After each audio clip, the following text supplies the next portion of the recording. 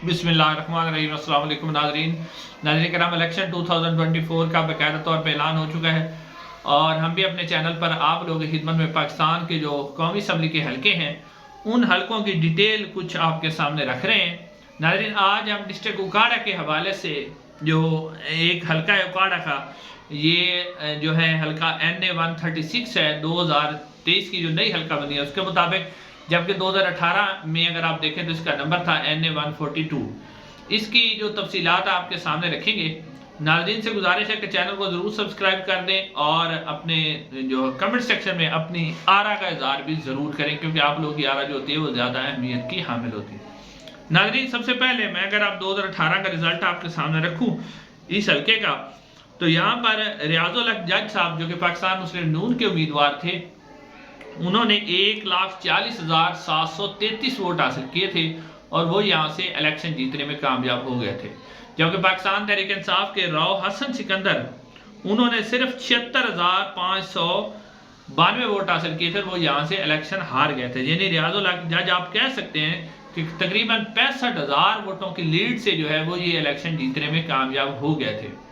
अब नाज़रीन, जो रियाजुल हक जज साहब हैं, पहले मैं इनके आपको बताता चलूं कि ये इससे पहले भी MNA मुंतखब हो चुके हैं बहसीयत आज़ाद उम्मीदवार।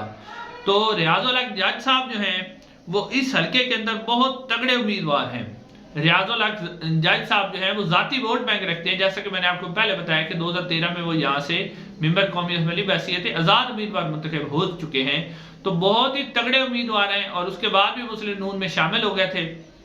उसके बाद जो है वो फिर अब 2018 था उसमें भी मुस्लिम नून ने उन्हें टिकट दिया था। अब 2024 में भी मुस्लिम नून ने यहाँ से मैदान में जो उतारा रियाजुल हक जज साहब को उतारा है। जैसा कि मैंने आपको पहले बताया कि रियाजुल हक जज साहब बहुत ही तगड़े उम्मीदवार हैं इस हल्के के अंदर, जाती वोट बैंक रखते हैं, पार्टी से उन्हें कोई सरोकार नहीं होता, पार्टी उन्हें टिकट ना भी दे तो वो अपना वोट बैंक ले जाते हैं। तो अब यहाँ पर जो चैलेंज है रियाजुल हक जज साहब को हराना एक बहुत बड़ा चैलेंज है। अब यहाँ पर जो अगर आप देखें तो जो सूबाई असम्बली के हल्के थे दोनों 2018 में, वो भी दोनों जो है पाकिस्तान मुस्लिम नून के उम्मीदवार जीतने में कामयाब हो गए थे। तो बेसिकली आप कह सकते हैं कि रियाजुल हक जज की मौजूदगी में ये हल्का नून लीग का गढ़ है।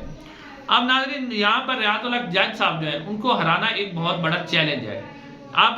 जो मुस्लिम पाकिस्तान तहरीक इंसाफ है, उन्होंने इससे यहाँ पर जो अगर आप देखें तो पाकिस्तान तहरीक इंसाफ के जो साबका उम्मीदवार थे राव हसन सिकंदर साहब, वो भी चाह रहे थे कि पाकिस्तान तहरीक इंसाफ उन्हें टिकट दे। जबकि यहाँ पर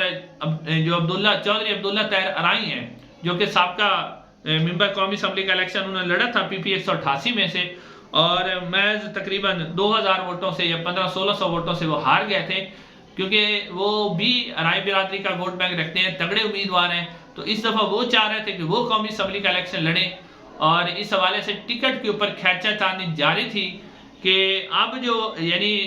राव हसन सिकंदर साहब 2018 के पाकिस्तान तहरीक इंसाफ के उम्मीदवार थे,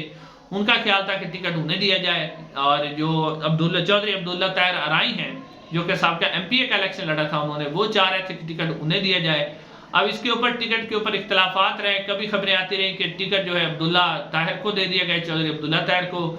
तो उसके ऊपर जो है राव हसन सिकंदर की जो फैमिली थी वो नाराज हो गई। फिर खबर आई कि टिकट जो है वो राव हसन सिकंदर को दिया गया है। तो अब जो ऑफिशियली यानी कंफर्म न्यूज़ आई है वो ये आई है कि टिकट जो है वो पाकिस्तान तहरीक इंसाफ का जो हिमायत याफ्ता उम्मीदवार है वो राव हसन सिकंदर है। राव हसन सिकंदर साहब को ये टिकट दे दिया गया है। वो यहाँ पर पाकिस्तान तहरीक इंसाफ के उम्मीदवार हैं और पाकिस्तान तहरीक इंसाफ के उम्मीदवार की हैसियत से जो उनके पास तकरीबन 65,000 वोटों के मार्जिन से जो पिछली दफ़ा वो हारे थे, अब वो देखते हैं कि इस मार्जिन को कैसे कम कर सकते हैं। इसमें नाज़रीन, जो राव हसन सिकंदर हैं उनके एक कज़न हैं राव अब्दुल रहमान जो हैं, वो काफ़ी ज़्यादा वोट बैंक रखते हैं, तगड़े उम्मीदवार हैं। उनकी भी सुना है कि राव हसन सिकंदर साहब से साथ नाराज़गियाँ चल रही हैं, लेकिन अब उनके बारे में खबरें आ रही हैं कि राव हसन सिकंदर साहब ने उन्हें मना लिया है। अब वो राव हसन सिकंदर साहब की सपोर्ट करेंगे। अगर वो भी सपोर्ट करते हैं तो फिर जो राव हसन सिकंदर हैं